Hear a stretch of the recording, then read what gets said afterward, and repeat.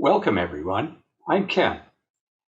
If you're watching this video, it's probably because you watched earlier Beacon presentations on dementia.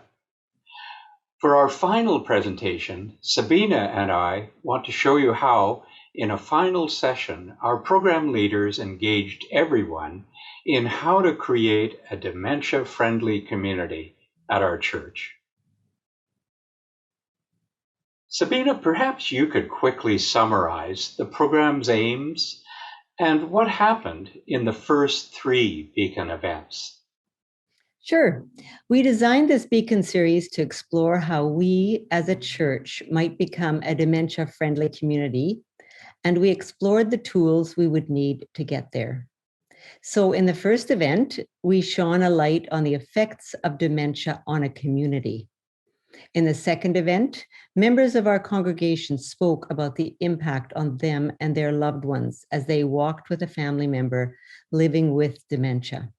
And then in the third event, we shone a light on the ever-changing role of the caregiver. But by the fourth event, we felt it important to move to the doing. What could we do in a concrete fashion that would make it easier for a person living with dementia to access our buildings and our worship services, for caregivers to feel supported? We also thought about how to bring awareness to a much larger community about the impact of dementia on communities. So we broke into discussion groups to brainstorm what the major areas of concern were, what was needed in each area, what the effect might be, and from that, what we might do immediately. Finally, we asked people how they might like to be engaged and where they could help. As part of the introduction to our small discussion groups, we had each facilitator make a pitch for their discussion topic. You know, we could have packaged the discussion group videos and added it to the other 3, but those discussions we found were very specific to our community and fairly personal. So we realized it was the process, not the content, that was going to be more important. Other communities would have different ideas, concerns, and responses. So it is that this video outlines the process we used to design our final event so that you'd have some tools to design your own process. Okay, so Ken, tell people what topics our community chose to explore. Well, for us, there were 4. First, accessible music and worship. Second, making the buildings accessible. And then we explored programming that would provide support to those living with dementia and caregivers. And for the wider perspective and reach, public advocacy. But we also decided to offer a quiet space for people to tell their own stories, hosted by a pastoral presence. Those topics were the most important to us. But if people are designing their own series, surely they would choose their own topics, right? Sure. And another group's choice of discussion topics would arise out of their program sessions that would lead up to whatever final wrap-up session they designed.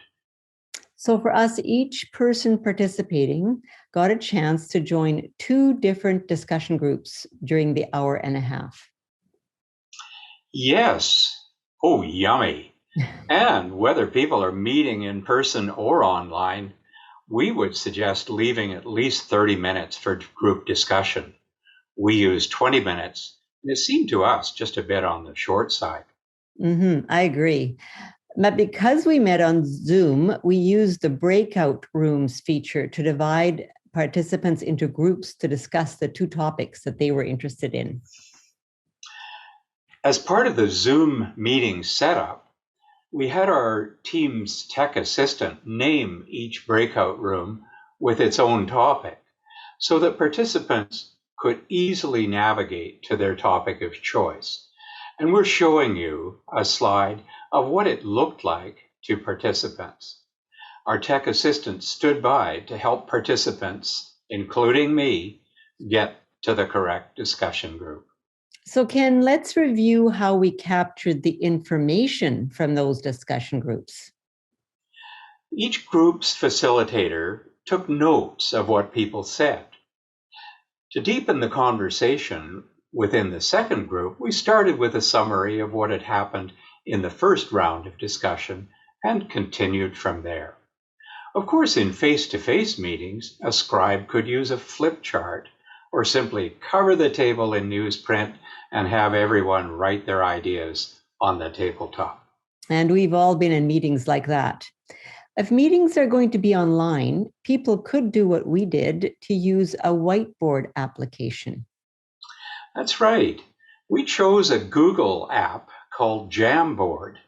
Essentially, it's a whiteboard that each group facilitator could use in Zoom's share screen mode. And here's where you can find it in your Google search window. So each facilitator prepared their own Jamboard screens for their discussion. They also spent some time ahead of time practicing both writing on the board, navigating and saving those pages, and sharing the screen. We found that time very well spent, and the Jamboard tool was very useful. Our discussion group facilitators used 4 questions that were adapted slightly to each of their topics to guide their own discussion groups. The first of these was, roughly, what are the needs? Second one was, what are the implications or effects of the need? And third, what can we do right now? And, very important, who might be interested in exploring this topic further?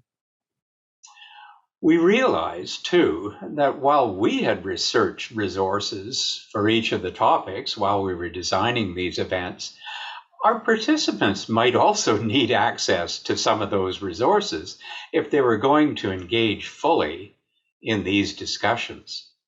So it was that we put together an internet and reader-friendly resource list of best practices for each of our topics and gave people full access. And those resources are available on the Pacific Spirit United Church website. They're very easy to access there. So, Sabina, how did you feel the discussion process worked out overall? Well, I have to say the time for each discussion went really quickly.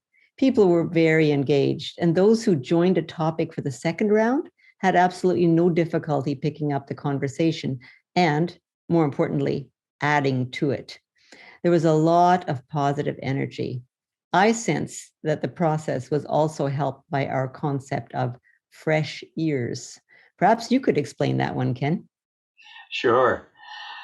So as we looked at our emerging discussion topics, we were able to identify some congregational leaders who, although they might not necessarily have attended all of our series sessions, they might have specific interests or insights in worship or building oversight, in programming or community outreach.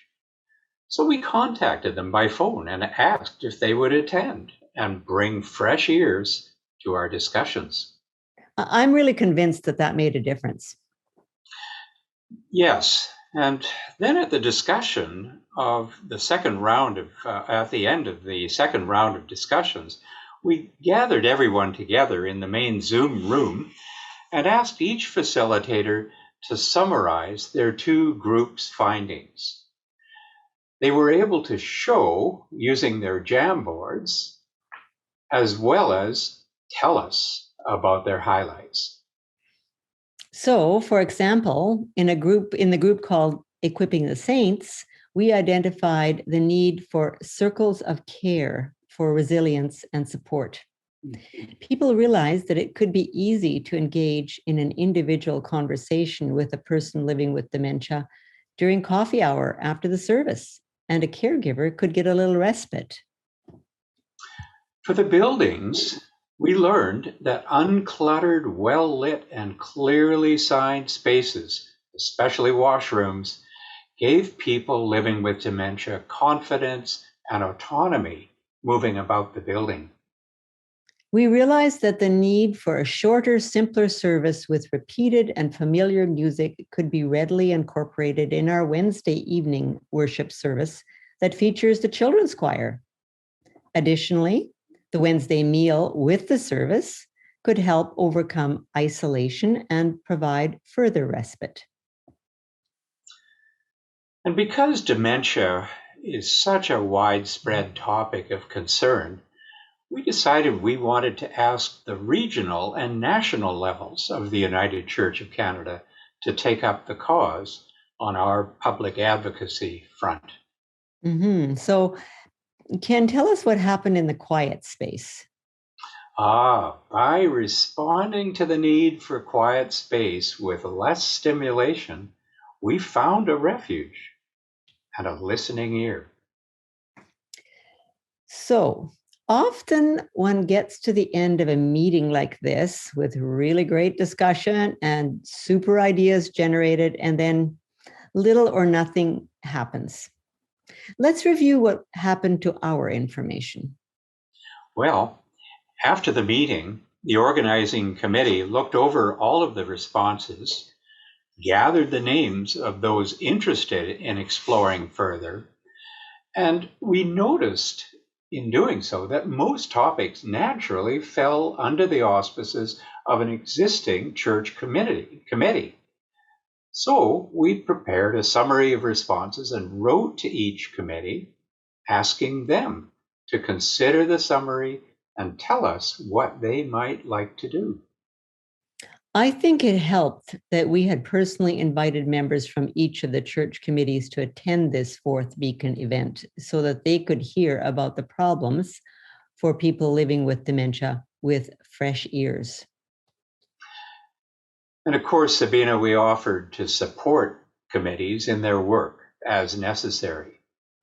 And we'll do further follow-up in a few months to see where people are and see if, for example, dementia-friendly signage actually is up around our buildings. We really hope that this slideshow has been useful to you. On behalf of the organizing committee of the Beacon series, we want to offer our encouragement and the hope that we can make our communities more accessible and inclusive for all people living with dementia. Please visit the website of Pacific Spirit United Church if you wish to reach out to us. We have found this journey a blessing. Blessings to you on your journey.